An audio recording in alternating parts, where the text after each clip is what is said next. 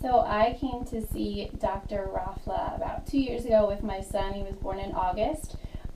My husband and I had been through weeks of crying. My son was not gaining weight.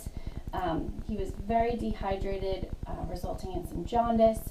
And I was in pain, trying to latch, trying to get him to nurse as a new mom, doing everything that I could. But I was bruised and bleeding. And the first one to really make me calm and feel better and to give me a brighter outlook was Dr. Rafla, after we were able to have the evaluation and the tongue and lip release in the same day. He was gaining very quickly after that and talking very early.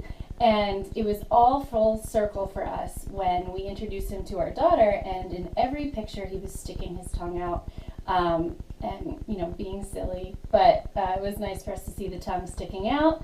And then with my daughter, actually, prior to delivery, I called the office and let them know my due date, knowing that there was a potential risk of her having the tongue and lip tie. So everyone was very accommodating and said that they would take us before the due date, after the due date, whenever the baby came.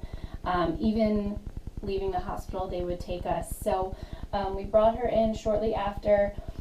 In the hospital, it was still hard for everybody to recognize the tongue and the lip tie, but my husband and I knew, based on what we saw and based on what I was feeling, that she would most likely need a release. So 6 days after she was born, we brought her in. We weren't waiting any longer like we did with my son, and doctor was able to help us with the tongue and the lip release immediately.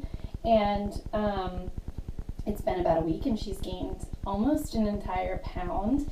She's sleeping really well. She seems very happy. I'm not bruised. I'm not bleeding. And, the most important thing is knowing that she won't have speech difficulties. She's fed. She's comfortable. And, it's been a really wonderful experience.